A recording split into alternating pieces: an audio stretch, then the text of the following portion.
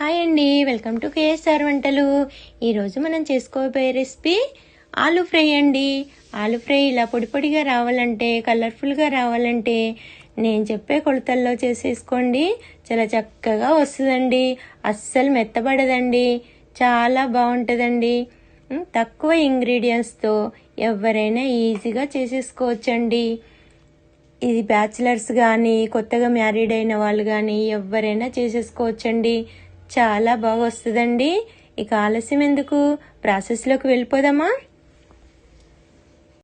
Aloo fry తయారు చేసుకోవడానికి నేను ఇక్కడ 3 ఆలూ తీసుకుంటున్నానండి. ఇవి వెయిట్ అయితే 1/2 kg వరకు ఉంటాయండి. ఆలూ ఫ్రై పొడి పొడిగా రావాలంటే నేను చెప్పే కొలతల్లో తీసుకోండి. ఆలూను తొక్క తీసి పెట్టుకున్నానండి. ఇక్కడ ఒక కరివేపాకు రెమ్మండి, ఒక 2 ఆనియన్స్ అండి, ఒక 4-5 పచ్చిమిర్చి అండి, ఒక గుప్పెడు పుదీనా అండి. ఇవన్నీ కట్ చేసి పెట్టుకోవాలండి. ఆలు వేపుడు తయారు చేసుకోవడానికి నేను స్టవ్ వెలిగించుకొని ఒక కడాయి పెట్టుకున్నానండి. మందపాటి కడాయి అండి ఇది. మందపాటి గిన్నె అయినా కడాయి అయినా యూజ్ చేసుకోవచ్చండి. ఎందుకంటే వేపుడు చేయడానికి కొంచెం మందగా ఉండాలండి. గిన్నె అయినా కడాయి అయినా వేపుడు పొడి పొడిగా రావాలంటే ఇక్కడ మెయిన్ గుర్తుపెట్టుకోవాలండి, వెడల్పుగా ఉన్నది తీసుకోవాలండి. గిన్నె ఇరుకుగా ఉన్న గిన్నెలో చేయరాదండి, పొడి పొడిగా రాదండి.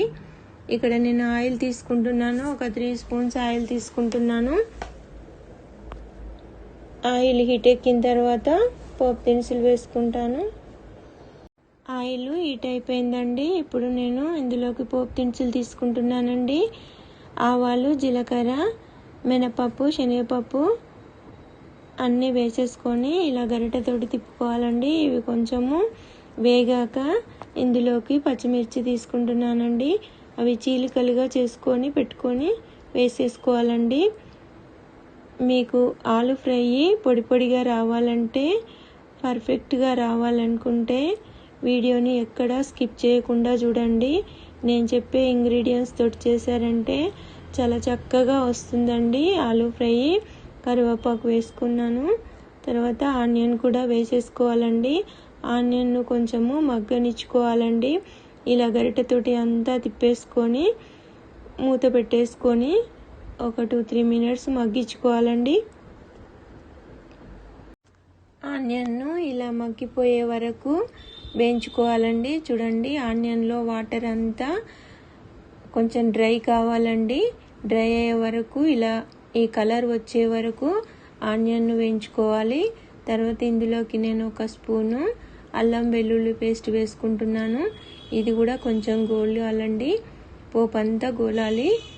ఇలా అంతా కలుపుకుంటూ గరిటెతోటి వేపుకోవాలండి. ఇందులోకి నేను ఒక 1/2 స్పూను పసుపు తీసుకుంటున్నాను. ఇది అంతా ఒకసారి కలుపుకొని మొత్తము ఇందులోకి నేను ఆలు తీసేసుకుంటున్నాను. చూడండి, ఆలును స్లైడ్స్ లాగా కోసి పెట్టుకున్నానండి. ఎందుకంటే కొంచెం మీడియం సైజులో ఉండాలి. మరి పెద్దగా ఉండకూడదు, చిన్నగా ఉండకూడదు. అప్పుడే పొడి పొడిగా వస్తుందండి. చిన్నగా కట్ చేశాను కూడా అది ముద్దలాగా అయిపోతుందండి. స్లైడ్స్ లాగా అయితే అది పొడి పొడిగా వస్తుంది. ఇలా అంతా కలుపుకొని వెడల్పుగా చేసుకొని కడాయిలో మూత పెట్టేసుకోవాలండి. మూత కూడా నేను నిండా పెట్టకూడదండి. ఇలా 1/2 కంటే కొంచెం ఎక్కువగా పెట్టి ఖాళీ వదిలిపెట్టి ఇప్పుడు మూత తీసి చూసుకుంటున్నాను. చూడండి, ఆలు ఒక 1/2 వరకు బాయిల్ అయింది, మగ్గిపోయింది. చూడండి, ఇలా దానికి అంతా ఇలా రెడ్డిష్ కలర్లో అడుగంతా కడాయికి ఇలా అంటుకునేటట్టు వచ్చిందనుకోండి, అప్పుడు కొంచెం పొడి పొడిగా వస్తుంది. వాటర్ అందులోది అంతా డ్రై అయిపోతుంటుందండి. ఎప్పుడు కానీ ఆలును ఒక దగ్గరగా ఉంచకూడదండి. కొంచెం వెడల్పు అనుకుంటూ కలుపుకోవాలండి. అడుగంటకుండా కలుపుకుంటూ మళ్ళీ వెడల్పు అనుకోవాలండి. ఇలా అంత వెడల్పు అనుకుంటూ కడాయికి అంత వెడల్పు అనుకొని ఇలా సెట్ చేసుకోవాలండి. ఎందుకంటే పొడి పొడిగా రావాలి కదా. ఇలా సెట్ చేసేసుకొని నేను ఇందులోకి పుదీనా వేసుకుంటున్నానండి. పుదీనా వేసుకొని మళ్ళీ మూత పెట్టేసుకుంటున్నానండి. మూత మొత్తం పెట్టకూడదండి, హాఫ్ కంటే ఎక్కువ పెట్టుకోవాలండి మూత. ఒకసారి మూత తీసి చూసుకుందామండి. ఆలు అంతా ఇలా మగ్గిపోయింది చూడండి, మొత్తం 70% మగ్గిపోయిందండి. ఇలా అంతా పొడి పొడిగా రావాలండి. ఒకసారి కడాయిలో అంతా ఆలును ఇలా కలుపుకోవాలండి. లోపల ఏమన్నా అడుగంటినా కూడా ఇలా గరిటెతోటి ఇలా అనుకుంటూ మొత్తం కలుపుకోవాలండి.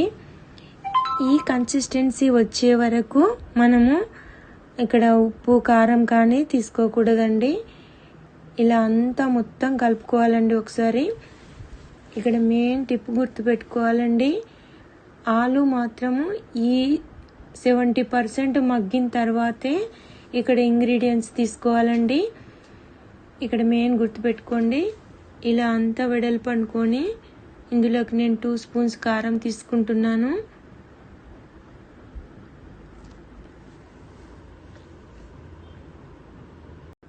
ఇందులోకి నేను 1 స్పూను సాల్ట్ తీసుకుంటున్నానండి. ఒక 2 స్పూన్స్ కొబ్బరి తీసుకుంటున్నానండి. కొబ్బరి వేస్తే చాలా టేస్ట్ వస్తుందండి, చాలా బాగుంటుంది. 1 స్పూన్ వరకు కార్న్ఫ్లోర్ తీసుకుంటున్నానండి. ఇక్కడ మెయిన్ అండి, కార్న్ఫ్లోర్ తీసుకోవడం వల్ల ఆలు ఫ్రై చాలా బాగొస్తుందండి, క్రిస్పీగా ఉంటుంది, పొడి పొడిగా వస్తుంది. ఈ కార్న్ఫ్లోర్ వేయడం వల్ల అసలు మెత్తబడదండి, చాలా బాగుంటుంది కర్రీ. ఇక్కడ ఈ కర్రీకి మెయిన్ ఇంగ్రీడియంటే కార్న్ఫ్లోర్ అండి. ఇదంతా ఒకసారి ఇలా కలిపేసుకొని హాఫ్ వరకు మూత పెట్టేసుకోవాలండి, మగ్గించుకోవాలి.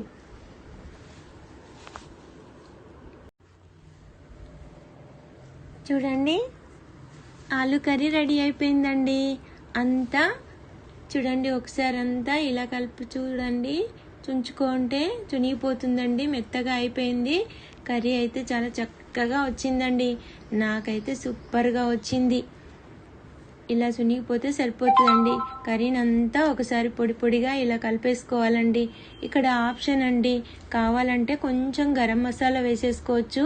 నేను పిల్లల కోసమని కొంచెం వేయలేదు, అది ఇష్టం. నేను 2 స్పూన్స్ కారం తీసుకున్నాను కాబట్టి వేయలేదండి, సరిపోతుందండి. ఈ కన్సిస్టెన్సీ అయితే చూడండి ఎంత చక్కగా వచ్చిందో ఆలు ఫ్రై, నాకైతే చక్కగా వచ్చిందండి.